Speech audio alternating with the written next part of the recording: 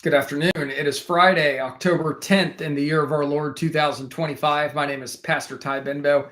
I am the teaching pastor at the Kindred Church of Kansas City, and we are in the middle of a year-long series through the Gospel of Mark titled Kingdom. We are in the middle of a sermon that Jesus gave to his inner circle of disciples, famously known as the Olivet Discourse. We are in week 2 of what is a 3-week mini sermon series within a sermon series, in effect, where we are covering the Olivet Discourse. Powerful passage this week in Mark chapter 13. We're going to be covering verses 14 through 27. And so without further ado, as is our custom, we are going to read from the biblical text and then sort of lead the way forward and point us in the right direction for the sermon upcoming on Sunday. So here we go. Beginning at verse 14 of Mark 13. But when you see the abomination of desolation standing where he ought not to be, let the reader understand, then let those who are in Judea flee to the mountains. Let the one who is on the housetop not go down, nor enter his house, nor take anything out. And let the one who is in the field not turn back to take his cloak. And alas, for women who are pregnant and for those who are nursing infants in those days, pray that it may not be in winter. For in those days there will be such tribulation as not to have been from the beginning of the creation that God created until now, and never will be. And if the Lord had not cut short the days, no human being would be saved. But for the sake of the elect whom he chose, he shortened the days. And then if anyone says to you, look, here's the Christ, or look, there he is, do not believe it. For false Christs and false prophets will arise and perform signs and wonders to lead astray, even if possible, the elect.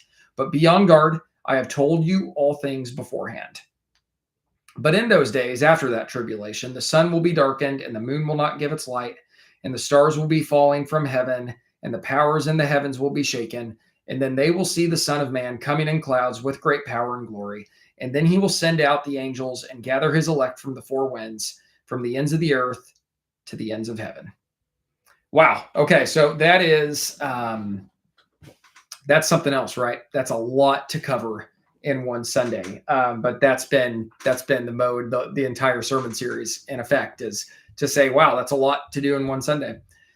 And so, like we usually do, I'm just going to sort of point us in the right direction and give us big things to notice. The first thing I would start with is to recognize that there are, in effect, two predictions going on here. I think what is happening from verses 14 to 22 is one prediction. I'm sorry, 14 to 23 is one prediction. And then verses 24 through 27 is another prediction altogether. And so I don't think we're dealing with one prediction. I think we're dealing with two.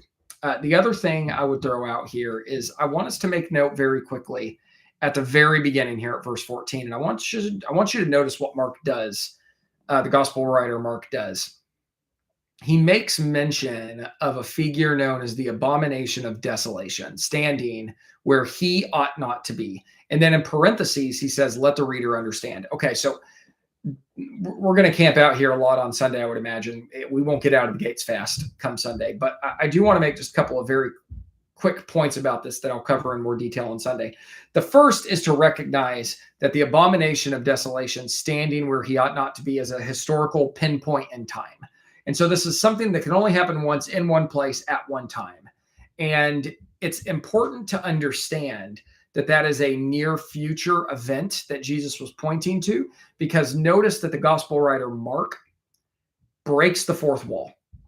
And if you've never heard that term before, breaking the fourth wall is what happens when, like, you're watching a sitcom or something and the actors for a moment, like, address the audience and you forget that this is made up, make believe, and you realize that the actor is breaking the fourth wall and penetrating it to interact with the audience one-on-one.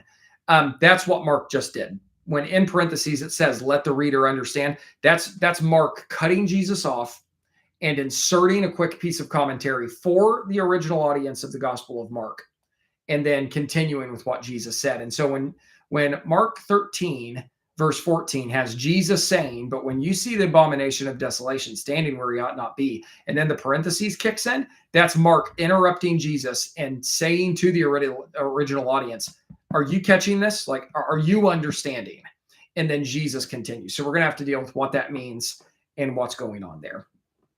The other thing I would want to make note of is this second week in a row, the second moment in the passage where Jesus is warning the inner circle of disciples about false Christs, and also about this multiple references to the elect. And so we're definitely going to cover the elect. We're gonna readdress the doctrine of election, and we're going to tap into this notion of false Christs and false prophets and what it means that even they perform signs and wonders. Okay, so that's section 1. Section 2 will deal with verses 24 through 27. And I want us just very quickly to notice that Jesus is borrowing apocalyptic prophetic language from parts of the Old Testament. And all I want to do in closing today, because I want this to be a brief video because we got a lot to cover on Sunday, and I want to keep it as much under wraps and close to the vest as possible ahead of Sunday. But I just want to throw in this one little caveat really quick. The title of the sermon for Sunday, for this sermon that we're going to cover as a church, is going to be called "The End is Just the Beginning."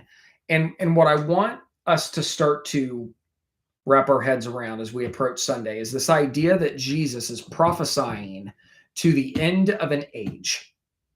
And to understand the end of one age is to understand that another age comes in behind it. And I think that is happening not once, but twice in this passage that we're going to cover today. I think Jesus, in the first prediction, in the first prophecy, is speaking to one age ending and another age beginning. And I think in the second half of this passage, Jesus is speaking to that latter age's end and what it will mean for the beginning of something else on top of that. And so perhaps an even more appropriate title for the sermon on Sunday would be "The End is Just Beginning. The End is Just the Beginning."